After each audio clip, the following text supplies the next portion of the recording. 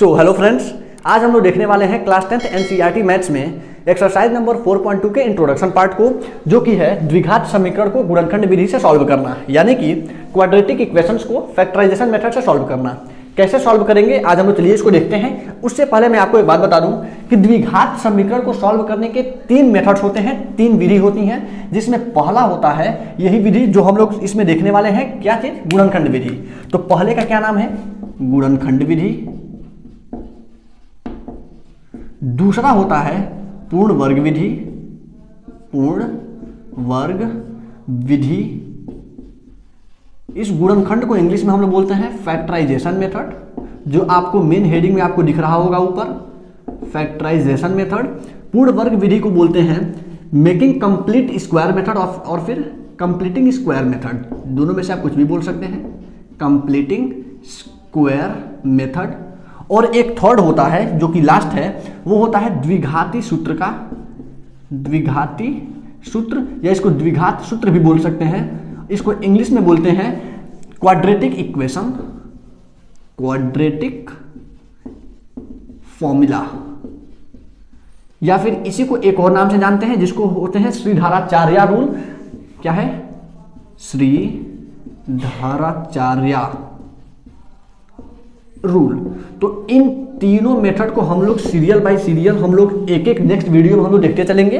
इस वीडियो में हम लोग को स्पेशली क्वाड्रेटिक इक्वेशंस को फैक्टराइजेशन मेथड यानी कि द्विघात समीकरण को गुणनखंड विधि से सॉल्व करना सीखना है, यानी कि इसमें हम लोग देखने वाले हैं गुणनखंड विधि से सॉल्व कैसे करेंगे। तो चलिए पहले मैं आपको ये बताता हूं इसको सॉल्व करने का सबसे मेन तरीका क्या है। तो स्टार्ट करते हैं अपने द्विघात समीकरण को गुणनखंड विधि से कैसे सॉल्व करेंगे। देखिए ध्यान से, किसी भी समीकरण में, द्विघात समीकरण में गुणनखंड विधि लगाने के लिए सबसे मेन चीज क्या चाहिए, वो तो आप लोग को सबसे पहले पता है कि सबसे पहले हम लोग को चाहिए एक कोई भी द्विघात समीकरण। और द्विघात समीकरण यानी कि क्वाड्रेटिक इक्वेशन किस फॉर्म का होता है, या मैं आपको पहले वीडियो के इंट्रोडक्शन पार्ट में बता चुका हूं। वो होता है ax square plus bx plus c is equal to 0 के फॉर्म में। यानी कि हमारे पास कोई भी इक्वेशन लिया होगा उसको सबसे पहले हम लोग इस फॉर्म में ब्रेक करेंगे, और इस फॉर्म में जैसे ही ब्रेक हो जाएगा उसके बाद हम लोग लगा देंगे इसमें गुणनखंड विधि यानी कि फैक्टराइजेशन मेथड। अब कोई जरूरी नहीं है कि हर एक क्वेश्चन आपको ax square plus bx plus c के स्टैंडर्ड फॉर्म में दिया ही हो सकता है थोड़ा सा उसमें कुछ अल्टर हो। जैसे मान लीजिए, हो सकता है आपको कुछ इस तरीके से दे दे ax square plus c is equals to minus bx, कुछ ऐसा दे सकता है, या फिर यहाँ -9 लगाए। कुछ ऐसा हो सकता है ax square plus bx is equals to c कर सकता है। इन सारे कंडीशन में ये आपको ध्यान देना है कि क्वाड्रेटिक इक्वेशन में गुणनखंड विधि लगाने से पहले वो क्वाड्रेटिक इक्वेशन इस फॉर्म में चेंज हो जाए कि राइट हैंड साइड यानी कि दाएं तरफ में सिर्फ और सिर्फ 0 बचे, यानी कि दाएं तरफ कुछ नहीं होना चाहिए 0 के अलावा। तो अगर इस फॉर्म में हम लोग को दिख रहा है तो हम लोग क्या करेंगे, सिंपल इसको भेज देंगे लेफ्ट हैंड साइड में, जो भी हमारा राइट हैंड साइड में है, और लास्ट में हमारा राइट हैंड साइड में 0 बचना चाहिए। यहां तक कॉन्सेप्ट सबको क्लियर है। बेस यही हमको देखना है बेसिक चीज, कि इसके बाद से हम लोग अब सॉल्व करते हैं कि गुणनखंड विधि सॉल्व कैसे करेंगे। यहां तक सबको क्लियर है, हटाओ यहां से। चलिए अब हम लोग एक एग्जांपल लेकर सॉल्व करके देखते हैं कि आखिर किस तरीके से हम लोग द्विघात समीकरण को गुणनखंड विधि को यूज करने वाले हैं। तो पहला एग्जांपल हम लोग लेके देखते हैं, एग्जांपल नंबर 1। एग्जांपल नंबर 1, जैसे कोई एक द्विघात समीकरण ले लीजिए, 2x square minus 5x plus 3 is equal to 0। ये हमारा है एक द्विघात समीकरण। किस फॉर्म का है ये, ax square plus bx plus c is equal to 0। क्या इस फॉर्म का ये दिख रहा है आप लोगों को? बिल्कुल दिख रहा है। राइट हैंड साइड में हमें 0 से मतलब है, 0 है हम लोग का। अब ये अगर स्टैंडर्ड फॉर्म में अपने द्विघात समीकरण है तो इसमें हम लोग डायरेक्ट क्या करेंगे, गुणनखंड विधि लगा देंगे। अब ये गुणनखंड विधि लगाएंगे कैसे, इस पे थोड़ा सा आप लोग को ध्यान देने वाली बात है। कैसे सॉल्व होगा, इसको अब मैं यहां से हटाता हूं, इसका हमें कोई काम नहीं है। सॉल्व कैसे करते हैं, इस इक्वेशन में सबसे बाएं तरफ और सबसे दाएं तरफ जो 2 कांस्टेंट नंबर दिख रहा है उनको निकाल लीजिए बाहर। सबसे बाएं क्या दिख रहा है, 2, और सबसे दाहिने क्या दिख रहा है, 3। तो इस 2 और इस 3 में आपस में क्या करना है, मल्टीप्लाई यानी कि गुणा कर देना है। यानी कि दोनों तरफ के अंक को, सबसे बाएं और सबसे दाएं, इन दोनों का क्या करना है, गुणा कर देना है। इन दोनों को गुणा करिए, मिलेगा क्या, 2 3 जा 6। गुणा करने पर हमें क्या मिलने वाला है, 6। उसके बाद क्या करना है, इन दोनों का गुणा करने के बाद जो भी आ रहा है इसका 2 फैक्टर यानी कि 2 गुणनखंड ऐसे खोजना है जिसको ये वाला काम करने पे ध्यान दीजिएगा। अगर यहाँ प्लस है तो जोड़ने पर, अगर यहाँ माइनस है तो घटाने पर, यानी कि बार बार सिंबल हम लोग को यही देखना है। फिर सुनिए ध्यान से, जो भी हमारे पास द्विघात समीकरण है उसमें दोनों किनारे वाले अंक का आपस में गुणा करने पर जो भी मिले इसका दो गुणनखंड हमें खोजना है। इन दोनों गुणनखंड में ये काम करने पर, यानी कि प्लस है तो जोड़ने पर हमारा बीच वाला मिल जाए। क्लियर है यहां तक सबको? तो क्या मिलेगा, ये है हमारा 6 का दो ऐसा गुणनखंड बताइए जिसको जोड़ने पर 5 होता हो। मालूम है सबको क्या हो सकता है? 2 और 3 गुणनखंड होने का मतलब इन दोनों का गुणा करने पर ये आए लेकिन जोड़ने पर बीच वाला आ जाए। आ रहा है 2 3 जा 6 और 2 में 3 यानी 2 में 3 जोड़ेंगे तो क्या आएगा? 5 आएगा। बस इसी 2 और 3 के साथ हम लोग को सारा खेल करना है। ये जितना भी हम लोग अब तक तामझाम लगाए हैं सिर्फ इसलिए लगाए हैं ताकि 2 और 3 हम लोगों को मिल सके। जैसे ही 2 3 हम लोगों को वो दोनों गुणनखंड मिल जाए हम अपना काम कर देंगे, क्योंकि इस विधि का नाम है ये गुणनखंड विधि। तो जब तक गुणनखंड मिलेगा नहीं तब तक अपना काम होने वाला नहीं है। चलिए आगे बढ़ाते हैं। ये 2x² माइनस, अब इस 5 को रिप्लेस करना है, 5 को यहां से हटाना है। कैसे हटेगा? जो दो फैक्टर हम लोग खोजे हैं उससे। तो 5 के जगह पे हम लोग लिखेंगे 2 और 3, बीच में ये वाला सिंबल लगेगा। अगर यहां पे प्लस है तो प्लस लगेगा, माइनस है तो माइनस लगेगा। यहां पे है प्लस तो हम लोग इस 5 के जगह पे लिखेंगे 2 + 3। इसके बाद ये 5 के जगह पे आ गया। इसके बाद जो भी है सेम वैसे छाप लेंगे। x के जगह पे x +3 तो +3 = 0। क्लियर यहां तक सबको? अब आगे सेम वैसे सॉल्व करना है जैसे इसके पहले हम लोग क्वेश्चन सॉल्व कर रहे थे। करिए फटाफट। 2x², ध्यान दीजिएगा जो भी दिमाग लगाना है, जो भी कॉन्सेप्ट लगाना है वो इसी लाइन में दिक्कत है। अगर इस लाइन में कोई प्रॉब्लम नहीं हो रहा है तो आगे कोई प्रॉब्लम होने वाला नहीं है। ये जैसे वैसे उतर जाएगा। ब्रैकेट के बाहर x है, इसका मल्टीप्लाई एक एक करके दोनों में कर देंगे। x का मल्टीप्लाई 2 में तो 2x और x का मल्टीप्लाई 3 में 3x। यहां पे सिंबल कौन सा लगेगा?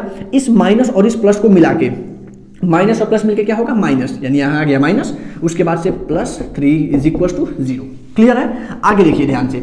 अब क्या करना है, इन दोनों को एक में ले लेना है और इन दोनों को एक में ले लेना है और इसमें से निकालना है फैक्टर, गुणनखंड। वो भी कौन सा गुणनखंड? उभयनिष्ठ गुणनखंड। यानी कि ऐसा नंबर देखना है जो जिससे ये भी पूरा पूरा कटता हो और ये भी पूरा पूरा कटता हो। तो उभयनिष्ठ गुणनखंड क्या हो जाएगा? यहाँ पे है 2, दोनों में है तो 2 निकल जाएगा। दोनों में x है तो x बाहर निकल जाएगा। तो कॉमन आ गया हमारा 2x। बचेगा क्या? यहां से अगर 2x गायब हो तो x बचेगा, माइनस यहां से 2x गायब हो तो 1 बचेगा। क्लियर है? उसके बाद यहां माइनस का सिंबल। इन दोनों में कॉमन देखिए जरा ध्यान से क्या है। यहां पे कॉमन दिख रहा है 3 यहां भी है, 3 यहां भी है तो 3 बाहर निकल जाएगा। x यहां है, x यहां नहीं है तो x बाहर नहीं निकलेगा।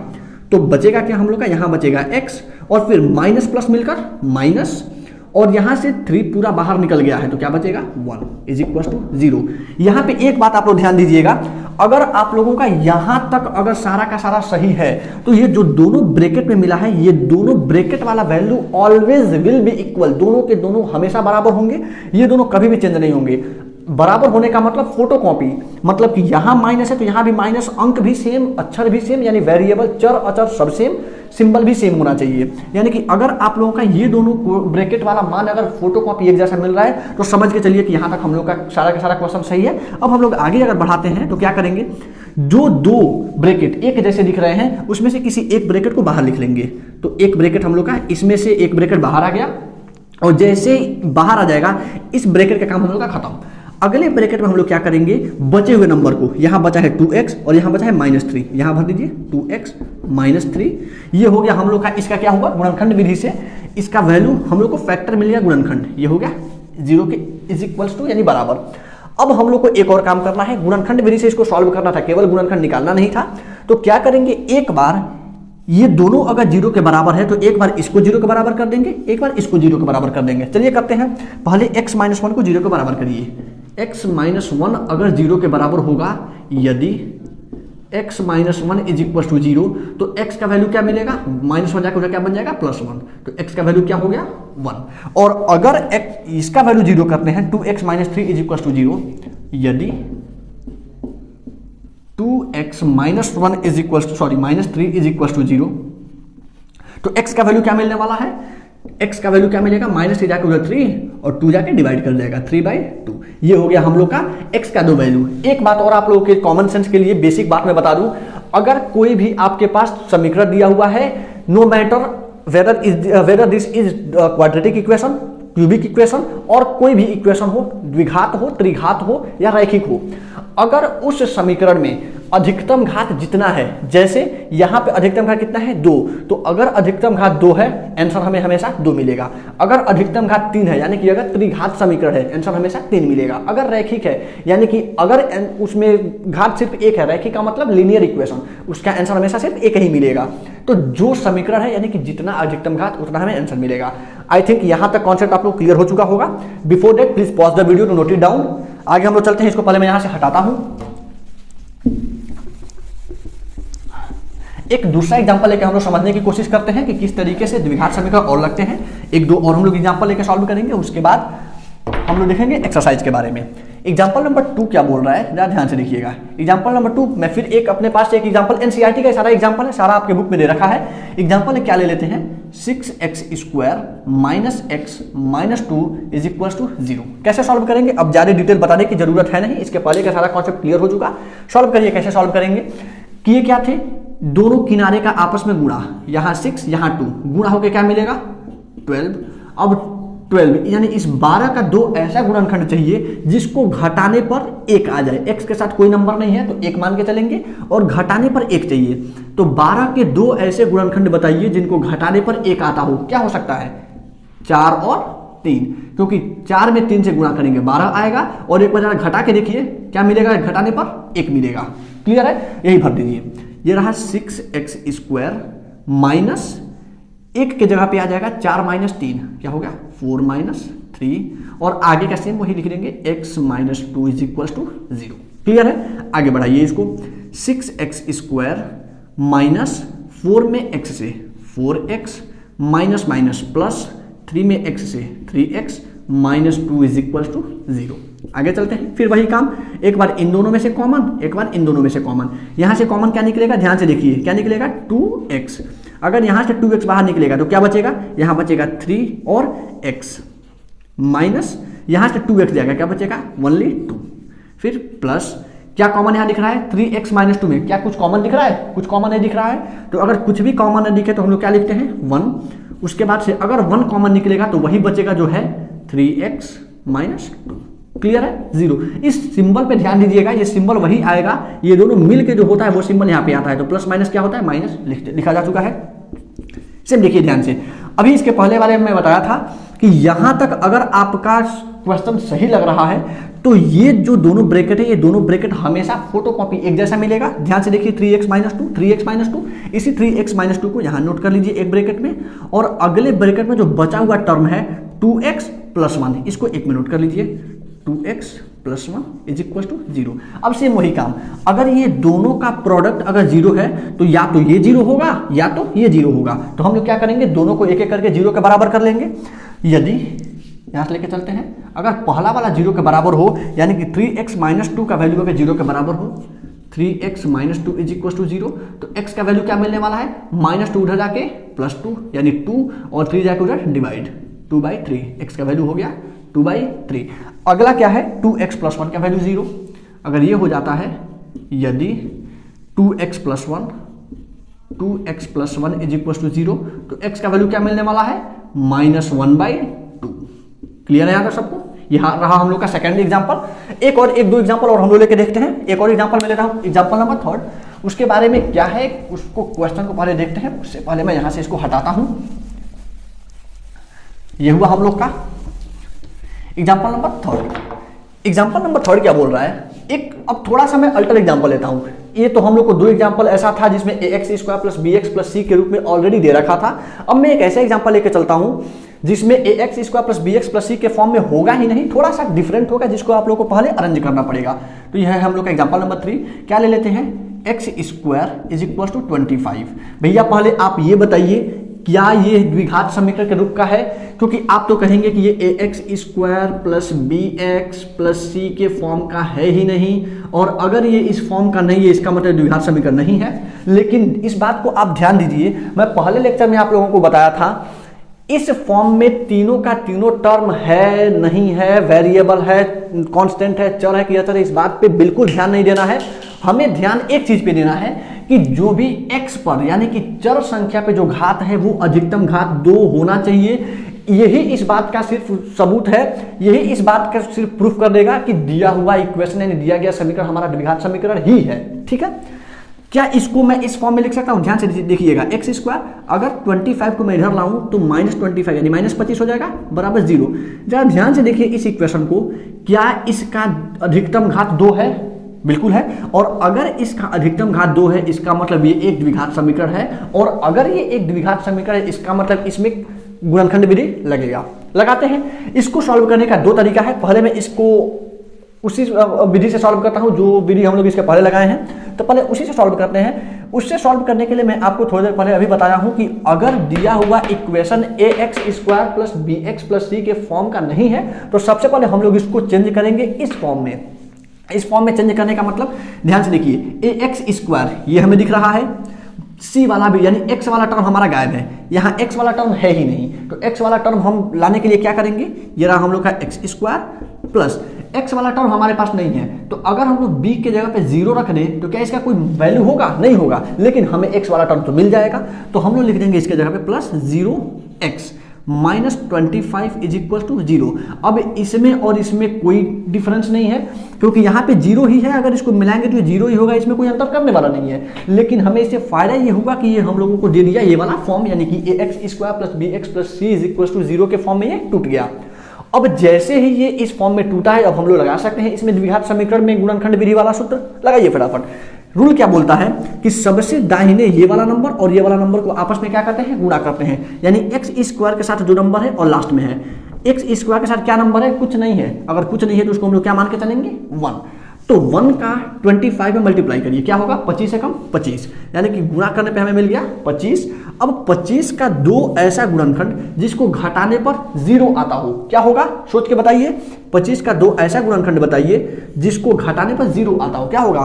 5 और 5 गुणा करके देखिए, 5 में 5 से गुणा करेंगे आएगा 25, लेकिन इसी को जरा घटा के देखिए हम लोग को क्या मिल जाएगा? 0। हमें इसी से तो मतलब है, तो हम लोग क्या करेंगे? 0 का जगह कर देंगे 5 माइनस 5। चलिए, अब हमें इस 1 से कोई मतलब नहीं है, इसको मैं यहां से हटाता हूं। x² प्लस 0 के जगह पे क्या आ जाएगा? 5 माइनस 5 और आगे का सेम वही x minus 25 is equal to 0। चलिए, x² plus 5x plus minus minus फिर से 5x minus 25 is equal to 0। अब इसमें से फिर से कॉमन लीजिए, कॉमन लेंगे तो x² और 5x में क्या कॉमन दिख रहा है? x बचेगा क्या? x plus 5। यहाँ से क्या कॉमन होगा? -5 और बचेगा क्या? यहाँ x और माइनस माइनस मिलके प्लस, यहाँ भी बचेगा 5 इज इक्वल टू 0। ध्यान से देखिए, दोनों का दोनों ब्रैकेट एक जैसा है, इसको बाहर निकाल लीजिए। x प्लस 5 और अंदर क्या आएगा? x minus 5 is equal to 0। अब सेम वही काम, एक बार इसको 0 के बराबर, एक बार इसको 0 के बराबर। तो पहले इसको करते हैं। यदि x प्लस 5 का अगर वैल्यू 0 हो तो x का वैल्यू क्या हो जाएगा? -5। एक हमारा ये आंसर हुआ। अगर हमारा x माइनस 5 का वैल्यू 0 हो, यदि x माइनस 5 का वैल्यू अगर हमें 0 हो तो x का वैल्यू क्या मिलेगा? 5। क्लियर है यहां तक सबको? इस एग्जांपल में किसी को कोई दिक्कत? चलिए, यहां से हम लोग का क्या हो गया कि द्विघात समीकरण में गुणनखंड विधि किस तरीके से लगाएंगे वो हम लोग का क्लियर हो चुका है। उससे रिलेटेड हम लोग 3 एग्जांपल देख चुके हैं। अब हम लोग अगले वीडियो में हम लोग देखने वाले हैं एक्सरसाइज नंबर 4.2 को सॉल्व कैसे करेंगे। एक्सरसाइज नंबर 4.2 को हम लोग देखेंगे उसका सॉल्यूशन। ठीक है, मिलते हैं अपने अगले वीडियो में एक्सरसाइज नंबर 4.2 के सॉल्यूशन के साथ। तब तक के लिए thank you to you all.